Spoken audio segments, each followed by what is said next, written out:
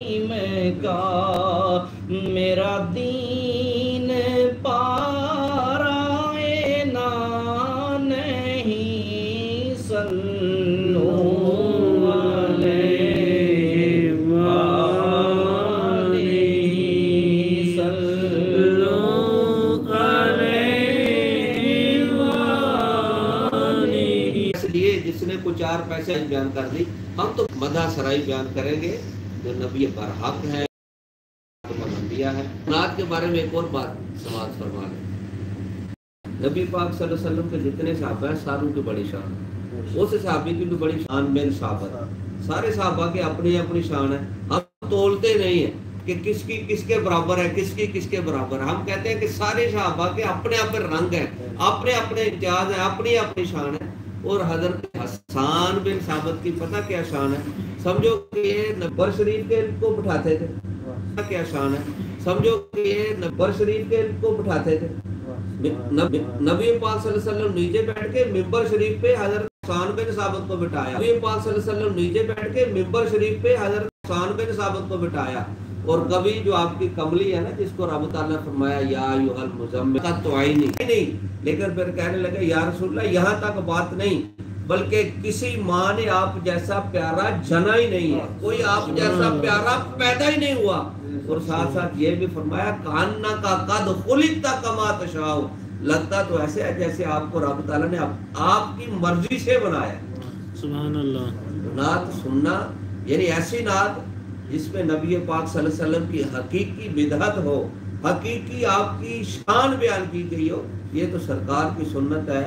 بڑے بڑے صلحاء اولیاء یہ ساروں کا طریقہ ہے۔ اللہ تعالیٰ کی بارگاہ میں یہ دعا ہے کہ رب تعالیٰ ہمیں نبی پاک صلی اللہ علیہ وسلم کے طریقوں کے مطابق چلنے کی توفیق عطا فرمائے۔ آمین۔ اور کوئی دوست ہے جو نعت کے 2-4 اشعار پڑھے؟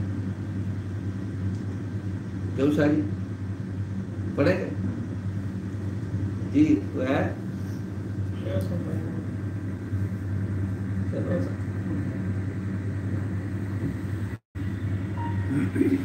میر صاحب تلاوت کے 2-4 نہیں پڑھنی ہے، پڑھیے اسی تلاوت پڑھ دو، تلاوت کرو ایسے آگے پھر شروع کریے تھوڑا جا بیان کرو۔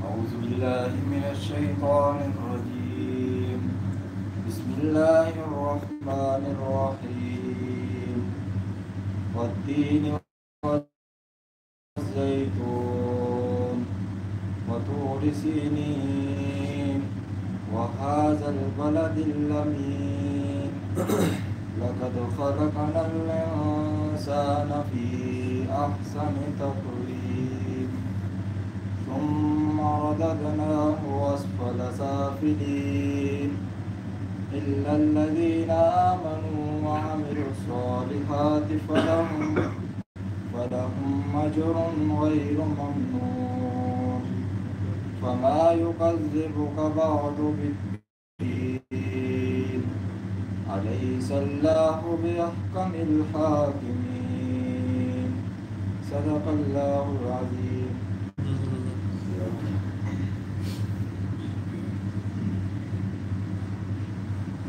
ان الحمد للہ تعالی والصلاة والسلام علی اشرف الانبیاء والمرسلین، اما بعد فاعوذ باللہ من الشیطان الرجیم، بسم اللہ الرحمن الرحیم۔ وَإِذَا أَخَذَ اللَّهُ مِيثَاقَ النَّبِيِّينَ لَمَا آتَيْتُكُم مِّن كِتَابٍ وَحِكْمَةٍ ثُمَّ جَاءَكُمْ رَسُولٌ مُّصَدِّقٌ لِّمَا مَعَكُمْ لَتُؤْمِنُنَّ بِهِ وَلَتَنصُرُنَّهُ۔ آمنت باللہ صدق اللہ العظیم وصدق رسولہ النبی الکریم الامین ونحن علی ذلک لمن الشاہدین والشاکرین والحمد للہ رب العالمین۔ نبی پاک صلی اللہ علیہ وسلم پر درود و سلام پڑھنے کے بے شمار فائدے ہیں، بے شمار برکتیں ہیں، کیونکہ آپ صلی اللہ علیہ وسلم کی ایک حدیث پاک کا مفہوم اللہ علیہ وسلم پر درود پاک پڑھا اللہ تعالیٰ اس کو 10 نیکیاں عطا فرمائے۔ سبحان اللہ۔ یہاں تک نہیں فرمایا اللہ تعالیٰ اس کے 10 گناہ